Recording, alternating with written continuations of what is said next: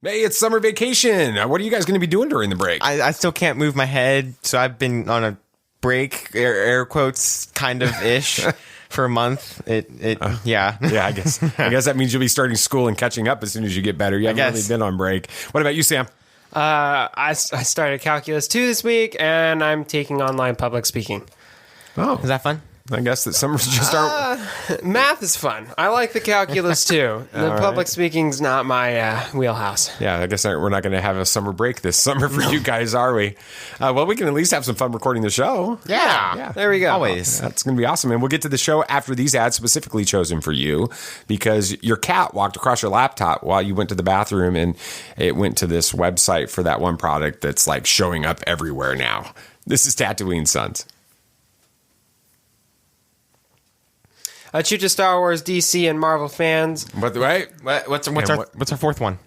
You're not prepared. G.I. Joe. G.I. Joe. I like G.I. Joe's good. Yeah. We got that new Snake Eyes movie coming up. Yeah. Anyway, before we get into today's show, I'd like to remind you that Tatooine Sons has a TeePublic store you've got to check out.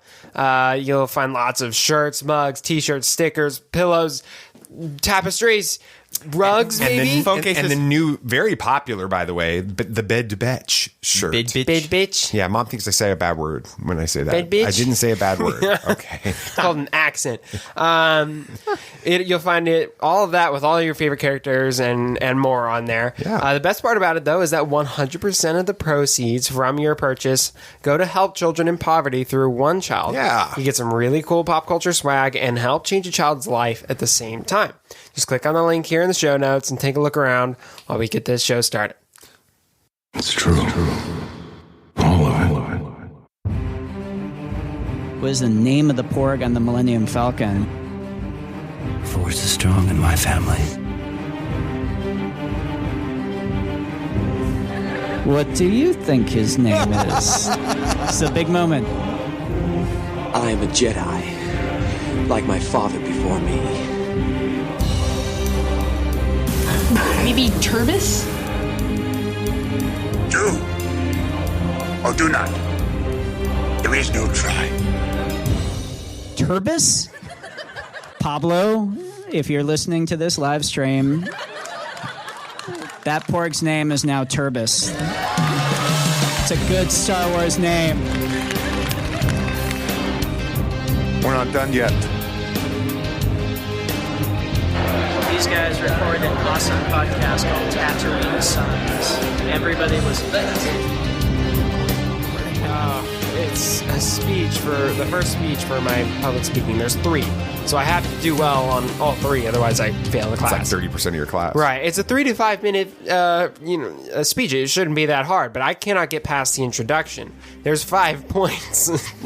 Why can't you get past the intro? Because I keep forgetting what's coming up next, or I keep saying It's not as easy as it looks, and I can't look down at my notes because I don't know. I mean, I've got note cards, but am I supposed to look at them? Yeah, I told them use them. They're there for a reason. Well, they're not here to listen to your, frustrations with your public speaking. They're here because they want to listen to talk about pop culture. So welcome to Tatooine Sons of Pop Culture Podcast. We believe that pop culture is the mythology of this generation, that there is a story, it is written on our souls, and that these myths speak to that story, and that's why we talk about Star Wars and Marvel and DC and Lord of the Rings and a bunch of other things. BB Nate, you watched Glass this week. I did. It really feels like everything we just said right there, doesn't it? I really like it. Yeah, it's a fun movie. I want to watch those again. Yeah, me too. I'm David. Hi, Dad. Hi, Father. I'm the dad. I'm joined by my amazing sons. Nathan, what are you talking about this week? I'm talking about a preview of Sweet Tooth. And before you I have a start, sweet tooth. That's why I'm diabetic. Before you start complaining that it's already out, we're a little bit behind. So we're giving a non-spoiler preview of Sweet Tooth. I think there's going to be a lot of people that haven't seen this or aren't even, it's not on their radar because I'm all over social and I didn't know much about it. So I think that there's going to be a lot of people that are going to be getting into it and maybe having this preview helps them. What about you, Sam? What are you talking about? I'm doing a preview on Loki. The new Everybody Loki knows series. that one's coming. Yeah. Yes, so I'm going through everything we know about the series right now and a little bit of theorization. Yeah, and in just a couple of days, Adam Lance Garcia did a video interview with Tom Hiddleston, and it's going to be coming out on the 7th. Yeah. Wow. He was super excited. That's so cool. About that. I'm talking Bad Batch. Of course. The Bid Bitch. It's I'm a little worried about Wrecker, but we'll save that for the No, you shouldn't be. There's no reason to be. Yeah, so we got to go to the movies. We finally did. We Yay. have our AMC Stubbs A-list again. We haven't had that for a while. Since with COVID. There was no reason in Florida. It was 30 minutes away to go to AMC, so...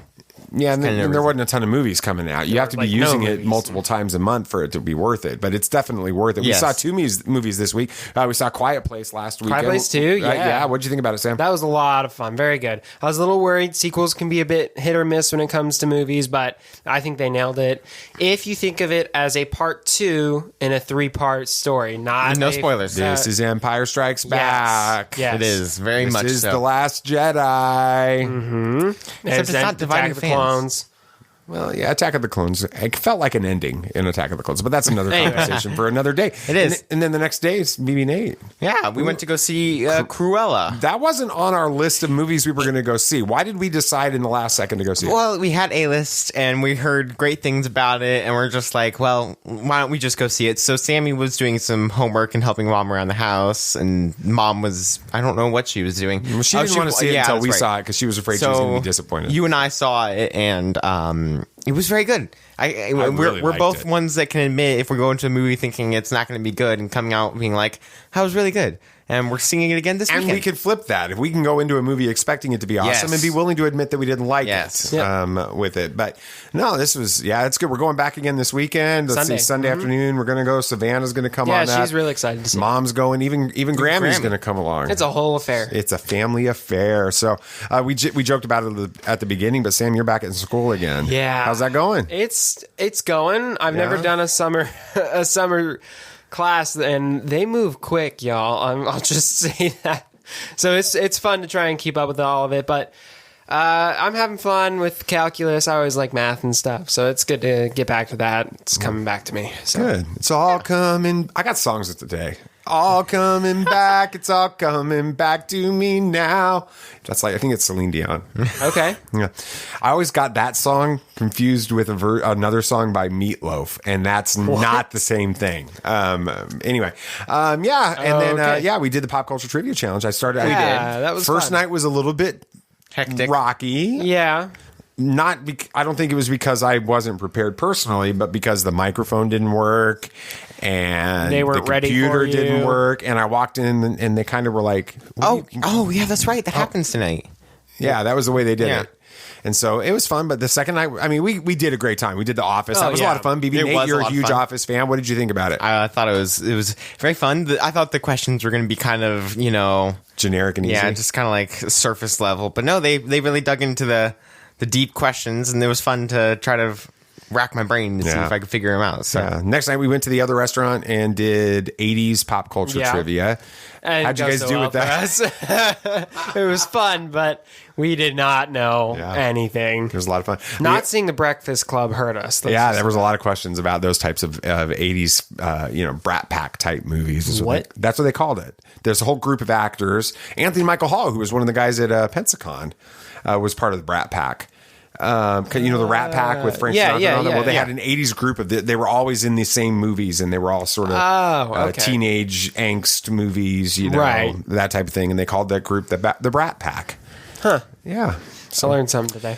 The owner and I had a text conversation today about how they need to do that kind of thing at these, cons, like Pensacon or Alabama Con or any of these others. And she's all about trying to make that happen. So that would be fun. Yeah, it would be fun. Next week we're going to be doing on Tuesday in Foley. We're going to be doing 80s pop culture there. So if you guys come, maybe you've heard all the questions. And then you still won't remember them. And then 90s pop culture in Fairhope the next night. So that'll be a lot of fun. Yeah. But let's talk about some Bad Batch stuff. It's not like we should be surprised or anything, but it has become very clear that Dave Filoni had two very important goals for season 7 of the Clone Wars. One was to finish Ahsoka's story, of course. But it was also to introduce some new characters that he planned on using in future shows. Of course, we've got the Bad Batch with their own series, but the other major characters from that final season of the Clone Wars might be more important than we originally believed. Hokey religions and ancient weapons are no match for a good blaster at your side, kid.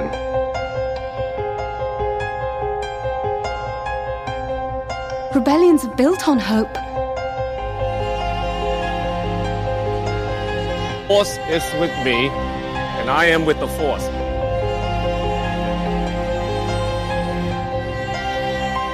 If you live long enough, you see the same eyes in different people. You're from one of those cat people. Yeah. The cat people. I don't remember the species name. Okay.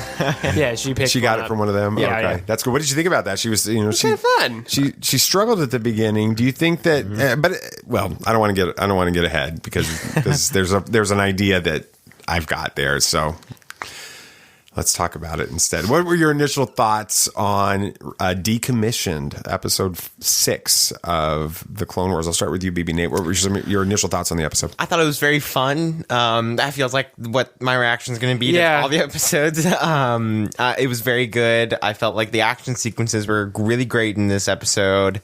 I love the development with the whole mercenary idea, especially with Hunter. It feels like he's kind of going away from that.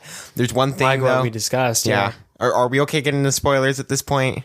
If you're listening to this show, it's all spoilers. Okay. So there's one thing. We're the exact opposite of Coffee with Kenobi. He won't even speculate about what's going to happen in the next episode. We just make it up as we go. So if you're listening to our show, go ahead. You're spoiled. There's one thing that they did in this episode that I'm not a huge fan of, and it happens with Star Wars a lot, where they introduce something in another series like Clone Wars, and then they keep bringing them in other series as what feels to be like a retcon, and they just keep bringing them in, Such as the sisters in this one, and with the High Republic, they're now bringing the High Republic stuff into Dr. Aphra, and then all these other series. It's just like this never existed before, and it was never hinted about before, but now it's being brought into all these things, and I'm sure we'll figure out more, and I think it'll be more important later on, and the Martez sisters will actually mean something. But right now, it kind of just feels like he wants to bring it in to be like these weren't not important characters. So no, I think it fits just fine in Star Wars. Everything's retconned at some point in every series, just like even Marvel and DC do it, I'm sure, to an extent, especially with prequels and the different weird timelines that things are released in. It's inevitable. I think the Martez sisters worked because they were both the Bad Batch and the Martez sisters were introduced in season 7 of the Clone Wars. It's not like they were like two completely different, from different medias, and then they smushed them together. It feels like it fit well and made sense. Is this more confirmation that the Bad Batch is just simply the sequel series to? Yeah, it really is. Clone Wars? Just season 8, and the title sequence of the first episode where it was Clone Wars and then burnt out. I'm like. So you just confirmed that it's a different name for Clone Wars. Yeah, it's real. It really does feel like that. Not that I'm complaining. Did you enjoy the episode, Sam? Oh, absolutely. I thought it was a lot of fun. Like Nate said, they do a great job with this series of balancing the action and the fun between things, along with story and character development and moving things along, all in a great package with fun characters. They do a great job, and they did it well this episode. I think BB Nate, what you have to understand is that everything in Star Wars after the original trilogy is a retcon. Okay, yeah. I mean the prequels were retcons. The story was changed. It was developed, and then everything that we've had happen in the sequel. It always is that way. It's called world building, and so what they're trying to do is they're trying to take things and flesh them out differently and introduce, that this story is a lot more rich. But there are some people that are critical of the series that they're spending too much time bringing in things from other stories. Not progressing the story itself. Yeah, they're bringing in the Martez sisters. They're going to Corellia. Why can't we have? It could have been two different characters that did that. Why do they have to be the Martez sisters? We haven't had Crosshair in 3 episodes. You got to remember though, this isn't Falcon and Winter Soldier or WandaVision. I know, but there's a lot more episodes for them to fill. 6 episodes in. Yeah, it's interesting. Well, let's talk a little bit more about the details of the episode and kind of walk through it in more of an organized way. It feels to me like the Sid character from last episode. They're back. They're still on Ord Mandel. It's kind of like this is going to become the new normal. They're going to be working for Sid, kind of, whether they like it or not. She sort of blackmails them. She's like, I know who you are, and you're going to make a lot of money if you do this. And so am I. I'm going to make a lot of money if you do this. And if you don't do this, just remember, I know who you are. Yeah, that was basically what she said. Yeah. Is the Bad Batch going to be like the A-team of Star Wars? Is that what the series is turning into? I like that. Yeah, that's a fun concept. I mean, I think they are going. This was hinted at the end of the episode. I think they are going to eventually take a side and start fighting either for the Empire or for the Rebellion. I think we all know which side it's going to be. But for now, I do kind of like the whole freelance group just doing mercenary jobs. I think that's a really neat concept in Star Wars. BB Nate, there was a scene there early on where, going back to the bow that you were talking about earlier, where Omega's being trained on how to utilize it, how to use it. She's shooting at a target. She's missing a lot. And Sid comes in and wants to talk about her strength, right? And she's showing off a little bit, Sid shooting it, that type of thing. But Echo seems to be suggesting that it's not about strength; it's about distraction. She needs to block out all the distractions around her and sort of, in some ways, kind of center herself. Yeah, very force driven on that. Let's skip ahead since we're talking about the bow. All the way at the end of the big battle, she takes the bow out and starts firing and hitting with that. She's not stronger. No. So it's Echo's position that actually is the right position. She was able, and she even says it. It's about distraction. She got rid of the distractions and focused. Does this not feel a little bit more like Force related to you guys? I never got that feeling. I think it's just a matter. It's, battlefield training. It's just, centering yourself, not like shell shock or whatever. I think that's what's going on. I didn't get any real Force vibes from it. I didn't, and that could be where they're going. It would make sense, yeah. But I didn't get that feeling from this episode specifically. I just think that we're getting more and more details that Sid is not a good person to be around, and that the Bad Batch is really just what Omega needs right now. And so I think that is where they're trying to go. But they might be going for the Force. I think that would be I wouldn't mind that. Let's go back to the Martez sisters. We saw Rafa and Trace. They're in there. We're on Corellia. There was a part of me that started doing the math. I wanted to know how old Han and Kira were in this moment, kind of wondering if we were going to see Han and Kira, or Han at least, pulling a job around the same age as Omega in this sequence. We didn't get that, but we saw these characters running around, and then you kind of wondered who they were going to be. Yeah. Did you think for a second they might be Han or Kira? I was almost convinced for a second. For a little bit there. Wasn't, though. It was Rafa and Trace, the Martez sisters. Were you guys surprised to see them in this series? Oh, very surprised. I thought we were done with their characters, but they don't spend, 3 or 4 episodes on them just to forget about them. So it makes sense that they brought them in, and it makes sense for them to bring them in this series, being as it was the Bad Batch and stuff. Yeah, I was pretty surprised they were in this episode. I'm not sure if they'll come back again, but it was really cool to see them. And like most people, I thought they were just there to build Ahsoka's character and just be that. But no, I'm excited to see them back. So a lot of people said this about Caleb Doom in the first episode, and one of the reasons that they kind of, it was easy to bring Caleb in was because they had already created the character and all. It's a technically challenging, time-consuming process to create all of these characters visually, right? In CGI and everything, 3D and modeling and all that. And they had created Caleb Doom for just a very brief moment in the Clone Wars series, and it was kind of like, well, it makes sense that they brought him in because they've already got the modeling in place and everything. It's easy to do that.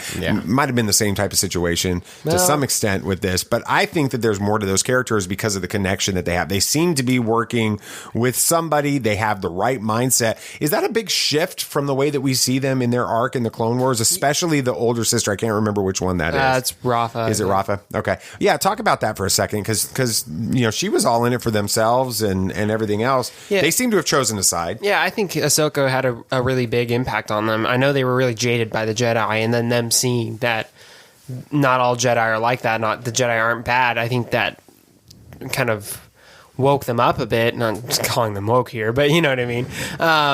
They realized that there's more out there than just, scoring their next job and getting food. There's things to fight for out there.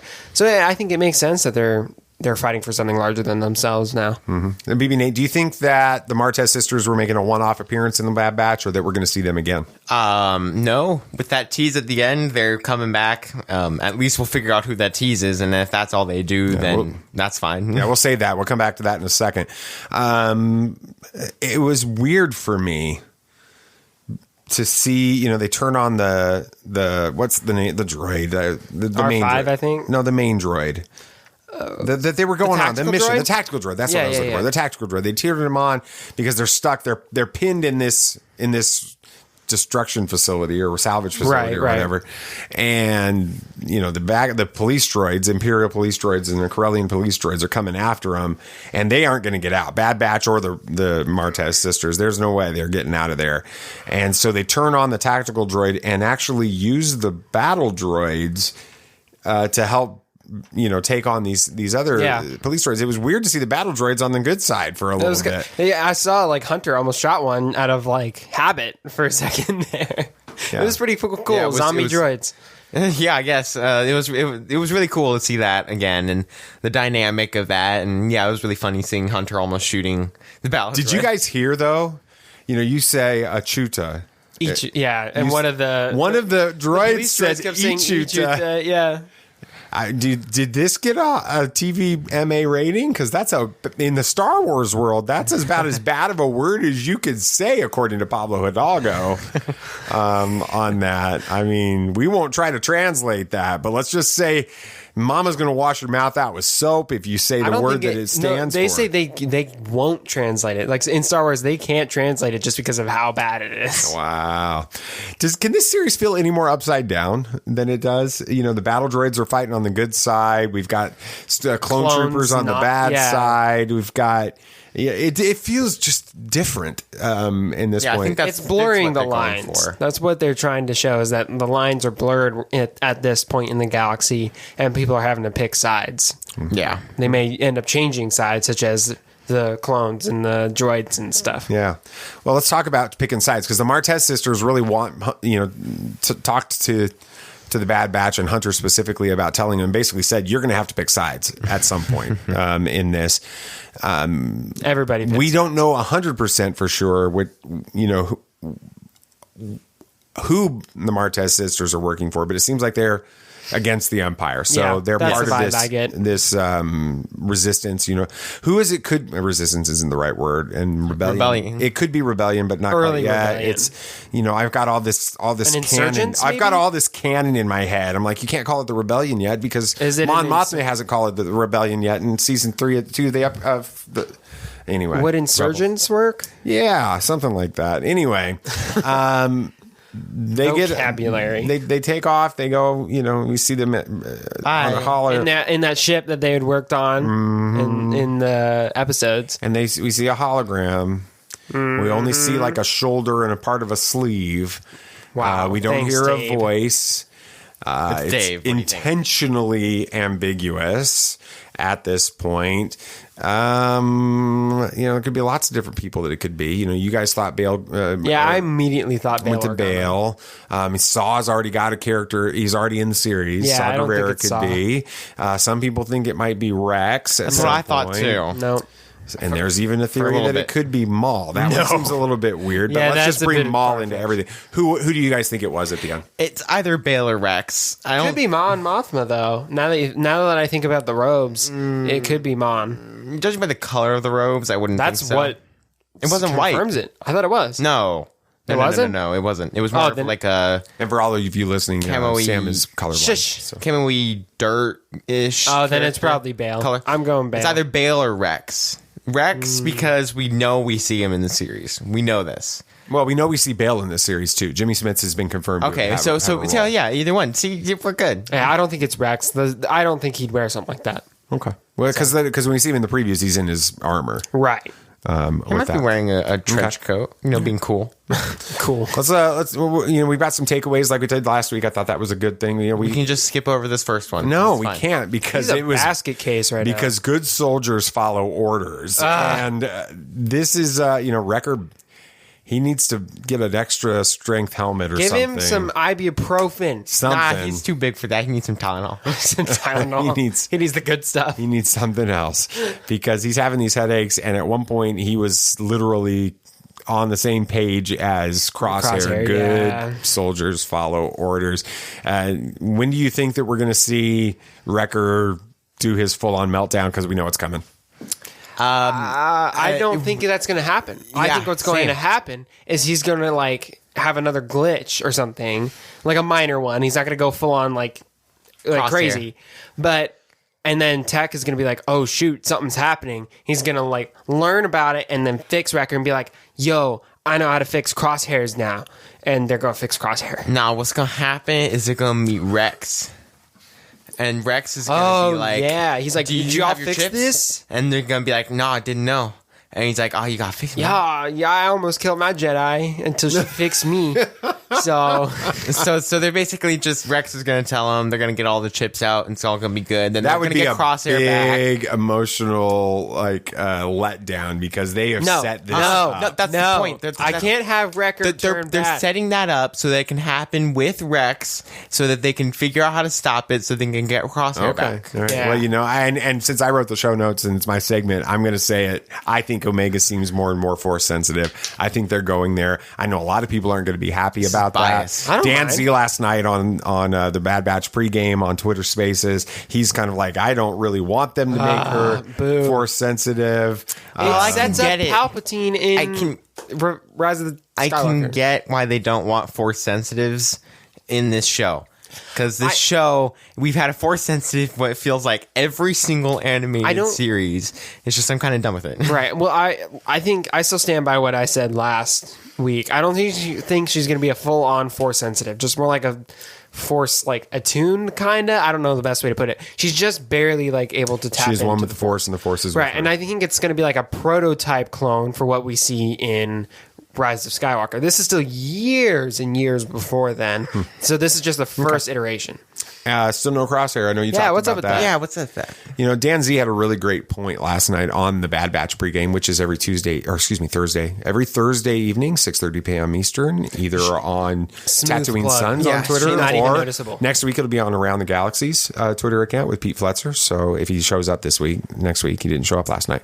I love you, Pete. I know that you told us that you weren't going to be there because you had a family priority, which is more important than Twitter. I mean, honestly, let's just be honest. There's about 948 million things that are more important than Twitter. But what was I saying? Oh, yeah, he said last night that Crosshair not showing up actually is great for the character and for the story, because then it makes the weight of when he does come so much more significant. That's true. I get it. If he's there on their tail every single episode and they have to worry about all these things happening, and then there's Crosshair in the background checking them down, Crosshair just becomes part of the story. When Crosshair shows up again, it's going to be a big deal. Yeah, it's going to be a central point. So that makes sense. Yeah, we'll have to wait and see. Bad Batch another week. I know it seems to surprise us every week. My gut is that these first few episodes are sort of placing the players on the board, and that the second half of the season is going to bring some major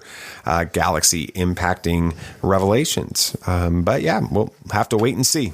Sam, what do you got going? Yeah, this week I'm going to catch everyone up on what they need to know about this new Loki series coming later this week.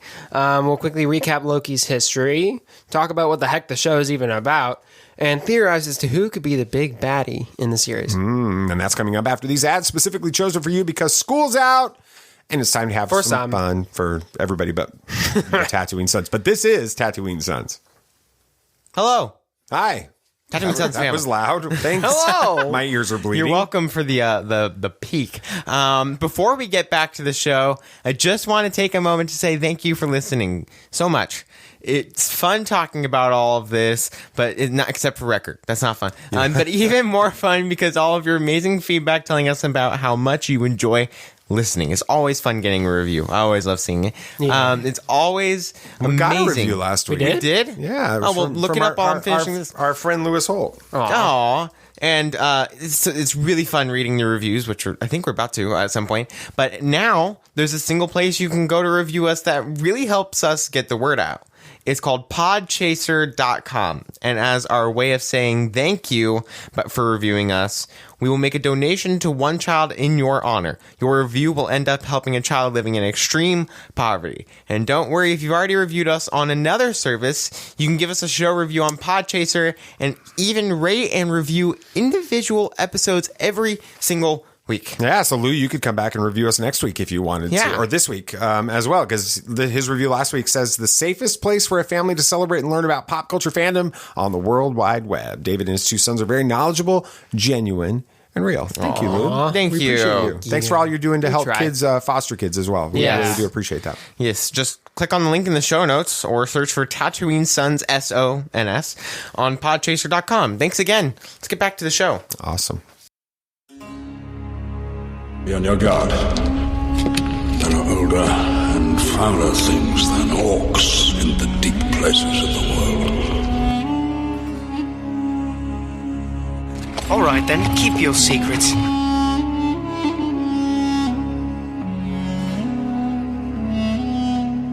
You're coming to is as the footsteps of doom.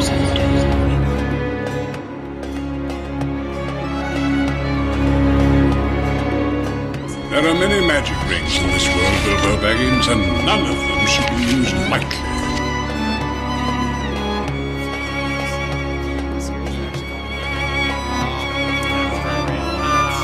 It's so comic booky. I love it. It is comic booky. All right. Well, this week I'm going to talk about everything we know about the Loki series and give a little quick recap about Loki's history, just in case someone's not familiar. All of this information, though, is from Time Out's. It's an appropriate website from their article, which is linked in the show notes. So first off, that quick, brief recap of Loki's history. He first showed up in Thor, was the main bad guy. Came back in Avengers, also the main bad guy. Then in Thor the Dark World, he kind of started switching sides a little bit. And then in Thor Ragnarok, he became a sort of good guy, but still had his Loki ways about him. And then in Infinity War, just as we thought he was going to be good, he died. He died. For real. Like, he's dead. He's dead. Or it did. No. So if he's dead, though, how does he appear in the show named after him? We're not actually going to see the Loki from Infinity War. Yeah, it's a different Loki. Yeah, so in Endgame, when the Avengers went back in time to get the Infinity Stones, the Loki from the end of Avengers got a hold of the Tesseract and teleported away. That's the Loki we see in this show. So stop. That means that the Loki in this show is a bad guy. He didn't have any of that time with his brother. None of that. He's straight up Loki from the end of Avengers. Yeah, destroyed the universe working directly for Thanos bad guy. Like, turned Hawkeye bad. That guy. He's kind of always wavered on the good and bad sides, and so I'm wondering if we'll see. Not at the end of Avengers. Not at this point in the not at the end of Avengers, but he very well could turn. Yeah, he very well could turn. And then we see a good guy Loki, right-ish, anti-hero Loki. Yeah, but this Loki is what's known as a variant.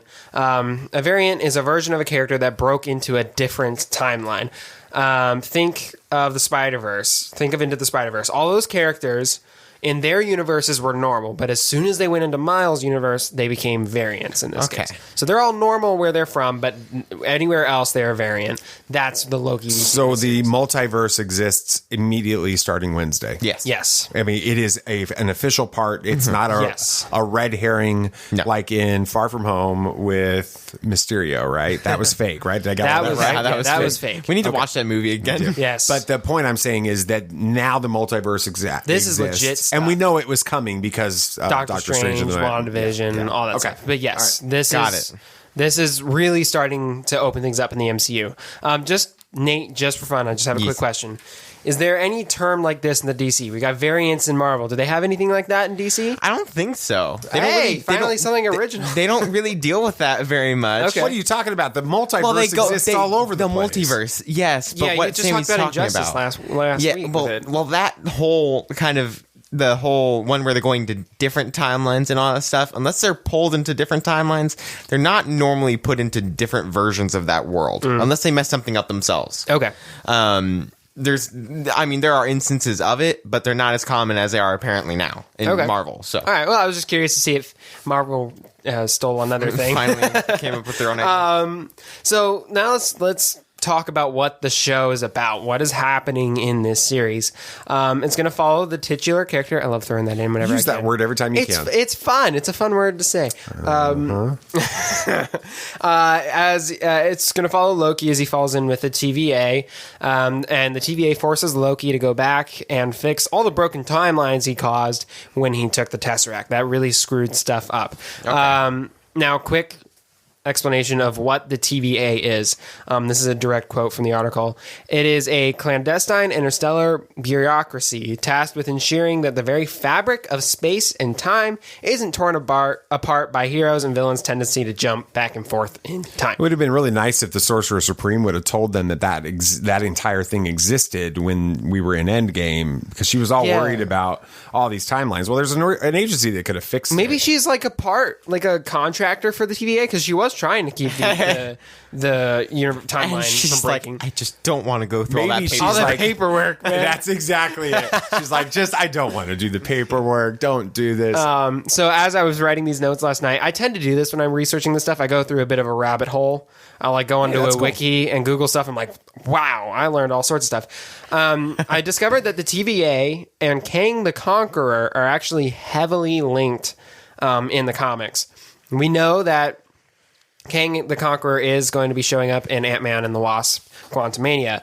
Basically, the TVA and Kang the Conqueror have a giant turf war over time and space in the Omniverse.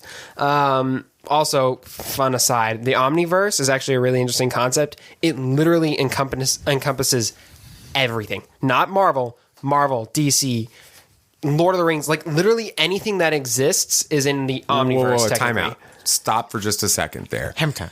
So when we got this covered and Inside the Magic and some of those maybe a little bit less than reputable websites, entertainment news sources, yes, talk about things like Disney is in process, which is a legitimate conversation, I think, of purchasing Warner or DC or something like that. It is. They were going to in 2016. Okay. They were in like talks. So they've talked about they could be purchasing that and that a DC Marvel crossover could take place. Could that actually take place in the story because of the Omniverse? It could, but the Omniverse is just more of like a fun meta writing tool just to reference anything. It's not really heavily used much, but it is a fun concept. What if they brought in the Omniverse and then brought in Star Wars and Star Trek? Along and with... JJ could direct it because he's directed both. Yeah, no, okay. But I thought that was a fun aside. But regardless, this could be setting up his first appearance, just like we saw Thanos in Infinity War for the first time. We could see Kang the Conqueror show up in this. False. Why? We saw him at the end of Avengers. That's what I said. I said Avengers. You said Infinity War. Oh, I meant Avengers. The first Avengers, we see him. That was his first appearance, but he wasn't a bad guy till much later. This could be what they're doing with Kang the Conqueror. Also, I opened up his wiki. There's all sorts of history with this guy. He could be a really fun major bad guy for this coming series. Do you guys think we could see the first appearance of Kang in this series? Or do you think they're going to save that for a later thing? Probably. I mean, we're going into the series not knowing what to expect. A lot like WandaVision. Falcon and Winter Soldier were like, okay, Falcon's going to wonder if he should take up the mantle or not. WandaVision were like, okay, what is this series? And I'm thinking the same thing of Loki. That's why I was surprised Mom's actually interested in this series. It's very interesting how it's going to work out. I'm not sure if we're going to even see many main bad guys. We don't even know who a bad guy in this series is going to be, if there is going to be one. We'll get to that. But yeah, it's exciting. I'm just bummed all of a sudden. Why? Because I've got to work on Wednesday nights. Darn. And it's coming out on Wednesday. I got to figure out when we're going to watch Loki. That sucks. Yeah. Anyway. So that could be an interesting thing they're going to set up here. But we see Loki working with Mobius M. Mobius. That's Owen Wilson's character. as he's sent to multiple points. Lightning McQueen. Yes. Wow. As he sent to multiple points in the MCU and also moments in the real world, including, we saw this in the trailers. I don't know if you know what this is, the DB Cooper heist. Oh, that's Loki in the suit jumping out of the plane. No. That's the DB Cooper heist. No. Yeah, that's exactly what it is. I love the DB Cooper story. He does. He's watched documentaries on it and forced me to watch IMDb. There's an actress credited with being the flight attendant. Yeah, the stewardess. That's legit happening. Wow. That's going to be like the explanation as to where the heck he went and who he was. It was Loki.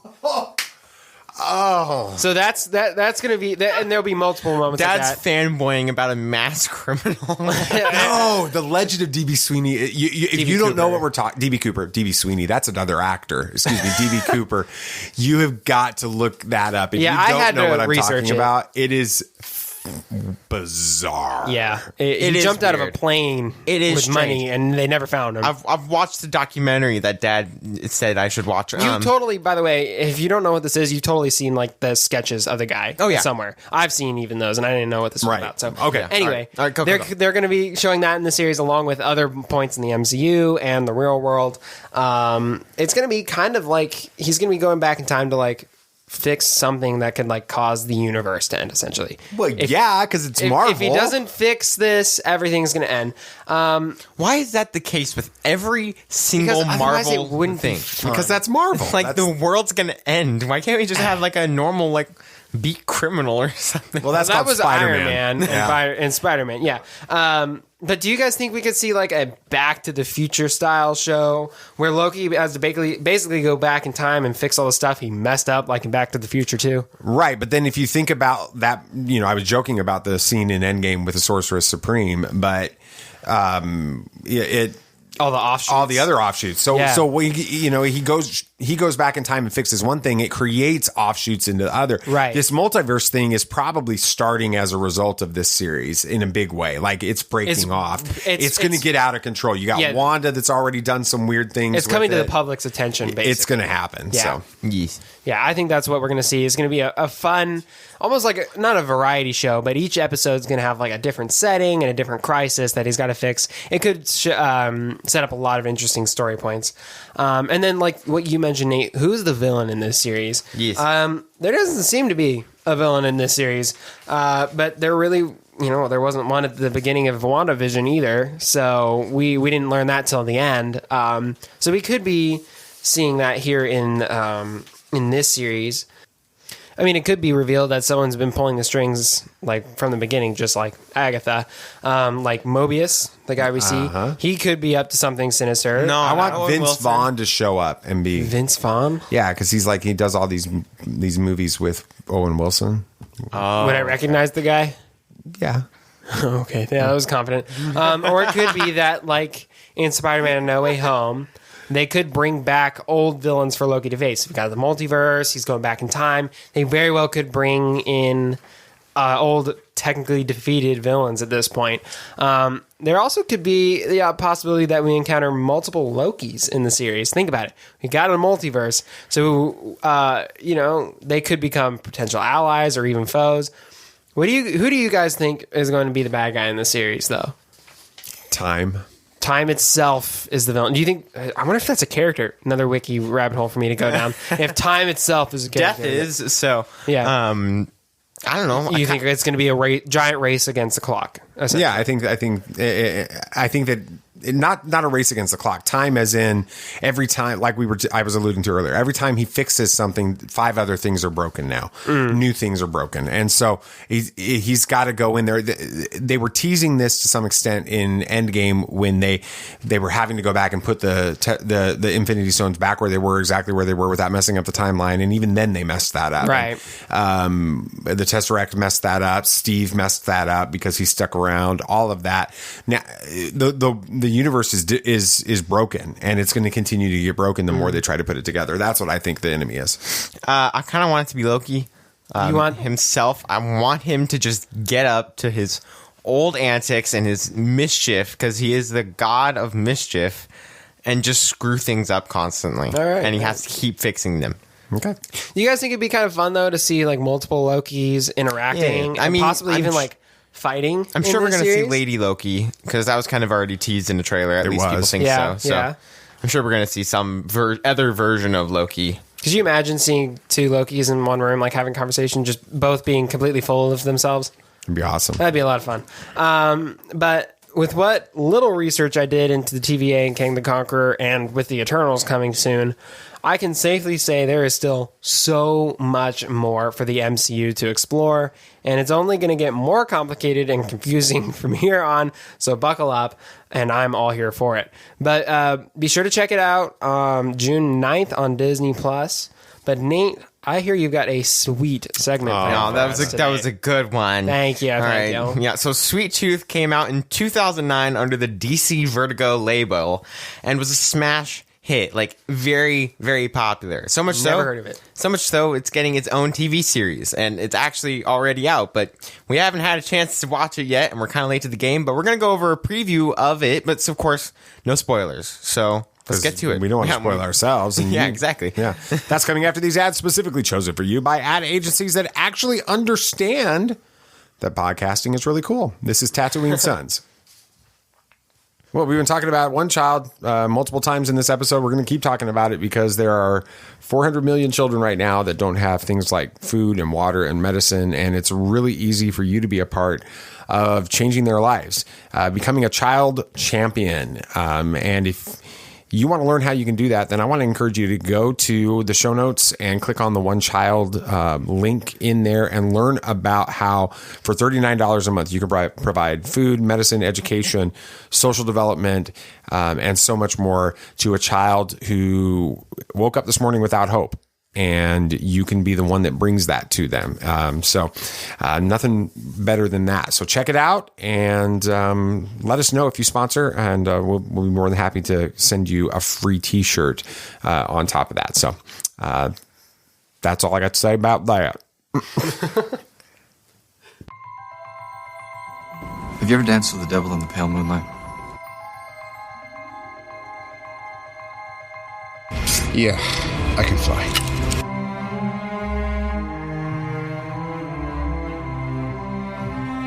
I'm here to fight for truth and justice in the American way. The people in this room, which one is A, wearing a spangly outfit, and B, not of use? There's only one God, man, and I'm pretty sure he doesn't dress like that. That man has no limits. So DC Vertigo never really dealt with these type of superheroes. So it's not part of the multiverse. It just happens to be published by and it might be a part of the multiverse because they're but it could be part of the it is it is absolutely part of the omniverse. There we go. Yes, it is. It's a part of the omniverse. So we could have a Star Wars, Star Trek, Sweet Tooth crossover. Yeah, double S. Yeah, triple S. Or quintuple S because there's 5 S's technically. So I'm gonna and the Simpsons. Yeah. So and the Simpsons and Sonic. Okay. So I'm gonna give a quick description of Sweet Tooth. This is from the comic series specifically because I couldn't find a good description for the TV series, but they're the same thing. So after being raised in total isolation, Gus, a boy born with deer-like antlers, is left to survive in an American landscape devastated a decade earlier by an inexplicable pandemic. Yeah, wait. It all starts with a pandemic. COVID. Are we sure this is in the omniverse or is this in this world?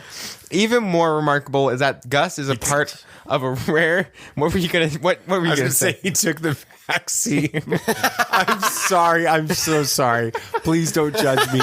Please don't. Oh, come on. That's just got to be objectively funny, right? It was so right there. I had to say it. Okay. That was great. Even more remarkable is that Gus is a part of a rare new breed of human-animal hybrid children who have emerged in its wake. All apparently immune to the infection. Yes. So as soon as we see a kid pop up with antlers, we know COVID's over, right? Yep. Okay. Enter Jeopard. A violent... Jeopard? Yes, Jeopard. Like shepherd, both a J, and not in the Jeopard. A violent, hulking drifter who soon takes in Gus and promises to lead him to the Preserve, air quotes, a fabled safe haven for hybrid children. Along the way, they'll have to contend with science militias, deadly scavengers, rival bounty hunters, and hybrid worshipping cultists as they fight to make it to safety and solve the mysteries of this deadly new frontier. Question. Yes. Why Sweet Tooth? I'm not quite sure. All right. Why it's called Sweet Tooth. Maybe because the kid's really nice. Like, he's a super nice kid. And that's kind of like his whole personality. Like, he trusts everybody. He's a little naive, too. He's 9 years old. So I'm going to be honest with you. like when you first told... Oh, that's terrible. That's terrible. I'm sorry. I'm so sorry. This segment has gone off the rails. And I'm not even controlling it anymore. I was going to say, when you first told me that this series was coming out, when you said it was called Sweet Tooth, I had really cheesy anime type mindset going on here, you know? New. And that's not what I saw in the trailer. I haven't even seen the trailer. Really? I like what you I sent know. Me the trailer, but you didn't watch. I never watched it. I was just like, here, it's called DC. There you go, Nate. Yeah, and Robert Downey Jr. is going to be executive producing it with his wife. That's how I found out about it. Is I follow him on Facebook, so that interests me. It does, and he has a lot of faith in this. Yeah, a lot of backing faith. that. What do you guys think now that I've given you the description of really what it is instead of just seeing a trailer? Because the trailer didn't do much. I get like almost Logan vibes from it. Yeah, well, that's kind of on purpose, but I'll get to that in a little bit. Oh, okay. No, I sound very interesting. Wow, it sounds very interesting. I do want to give it a try. It sounds like it's got an interesting premise to it. Weird, yes, for sure. Very weird, but you know, this is DC. DC's got some strange stuff under its label. Stuff, yes. But I do want to try it. Dad? I am honestly a bit uncomfortable. Why? With this, because there is a school of thought from some biblical ancient scholars of the ancient biblical record that indicate that some of the how do I word this? Some of the perversions, I guess, that happened in the period between the fall in the Garden of Eden and the flood in Genesis 6 were this supernatural distortion of humanity with human and supernatural beings that were mated together and hybrid creatures that manifested sort of in like this the pan god satyrs and those types of like human animal hybrids. And so when I first heard about this and saw it, I was like, I don't know how I feel about this, but the trailer's really interesting, so I'm curious to see how it plays out. Yeah, I don't think that's go there. Well, no, I'm just saying that not that that's what would happen in this show. That's not what I'm saying. What I'm saying is that the trivializing of something that might have bigger implications causes me to immediately take pause. Does that make sense? Yeah, I guess. Yeah. Okay. Well, I'm weird. Okay, yeah, I'm into this stuff. All good. Okay. So I'm going to give you a background and a kind of like filmography, but for books. Do they have a word for that? Bibliography. Yeah, that's right. You said that a few episodes back. The creator of this, the artist and the author, he did both of the comic series.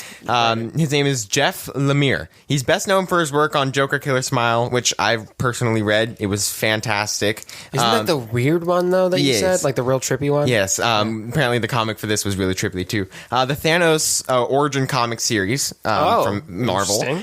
And the Old Man Logan series, which was Logan was based off. That explains it. So that's kind of why you got those vibes of that. So okay. He also, of course, oversaw this series and made sure that it followed more the feeling, the theme. But he made sure that this is kind of okay for families, not because the comic got really creepy and really dark towards the end because of how it was set up. But I've heard that this one's going to be a little bit more for families, and it's TV-14. Like I've heard it compared to Stranger Things. Yes, I've heard that too. They say it's more of a fantasy Stranger Things. Okay, that's how people are describing it. And of course, Robert Downey Jr. has been the face of this show ever since it started to be kind of in the thing, because all of these Marvel fans that aren't trying DC out are like, oh, Robert Downey Jr. is behind this. I'll watch the series. That's what got me interested in it, I'll be honest. So his wife was also a really big supporter of this. And now let's read some reviews, because that's all I can read. Non-spoiler, of course. These are from critics and audience members. The first critic is, with a winning and occasionally brutal approach to its darkly fantastical imaginings, Sweet Tooth finds a nice balance between its sugary and bitter elements. Sugary. Yeah. And that's why he gets paid to write. Yeah, that's from Alex Smith McLevy at the AV Club. Oh, okay. Yeah. Yeah, AV Club 2018. We are officially immortalized by them as the second worst thing to happen on the internet that year. Yeah. I thought I would just look it up. All right. It's not it's hilarious. And we have Adam Lance Garcia and Ryan Johnson to thank for that. So emotionally and geographically, this is a show with a real epic scope, and it earns the laughter and occasional tears that it wrings from the audience thanks to a real and unquestionable, sweetness. That's from Dan Feinberg. Dad, are you going to be okay Reporter. with these reviews? Yeah. Being all diabetic? The inaugural season only chronicles part of Gus and Jeopard's journey. Oh, it's going to be multiple seasons. Most likely. If they continue it. Netflix has a problem with that. But what a mark it leaves. This adaptation slowly worms its way into your heart and threatens to rip it out through awe, wonder, and character-driven emotional depth. I don't want to see nobody die. Is this a bulk season Yeah, it came out all today. I'm not a fan of that, but... Well, that's Netflix's format. Yeah, that's Netflix's style. Disney Plus does it different. Right, yes. I understand. Which is good. That was from Megan Navarro at Bloody Disgusting. Bloody Disgusting. Bloody Disgusting. Ichuta Disgusting. Bloody is a really bad word. But they use it all the time, and they never bleep it out, so... Well, that's because we're in America. They never enough. bleep out F-bombs if they're in there. I'm just going to be... Okay, all right. Thanks, Nate. All right. And now, if you don't trust critic reviews like some people, because sometimes they're just paid to say good things, I'm going to give you some audience. I liked what I saw today. It's a big yes. It's something so deep, responsive, sweet, adventurous, and dark, approved in full. I was surprised and totally involved. Perfect color photography montage from Mara B. Perfect. Thanks, what? Mara. Kind of photography. That's the one thing I've heard from the series, is that the cinematography and the settings are just... How many episodes? 8. Hour each, roughly? I think so. Yeah. So, really enjoyable show. I watched it all in one sitting. Oh my gosh. I love the universe and the story, and it definitely succeeded in making me emotional. Would absolutely recommend. That's a common theme here, is the emotion behind this series. Yes. This show is absolutely brilliant. Watch the first episode, and I'm loving this. Thanks, Netflix and RDJ, for this masterpiece. So, when you showed it to me earlier, I think it was yesterday, it may have been, or it could have been today, you showed me the Rotten Tomatoes. It was 100 critics and a 100 on audience. What's it at now? Do you know? I'm checking. It's at a 97 critics and 96 audience. Dang, that's pretty good. That's pretty good for both to be that high. I can't imagine Netflix canceling it. Who knows what they'll do. That's awesome. So, Sweet Tooth Season 1, all of it is already out. So, go check it out on Netflix exclusively if any of this sounds interesting to you. And I guess some of the things that Dad said. Dad, back to you. Yeah, anything else you guys want to talk about? Anything else? Yeah, so Marvel doesn't want Rachel Weisz, did I say that right? From Black Widow to talk about Melina Vostokov's last name. She was on Jimmy Kimmel, and she informed the audience that the host informed the audience and the host that Marvel doesn't want her character's last name revealed yet for some reason.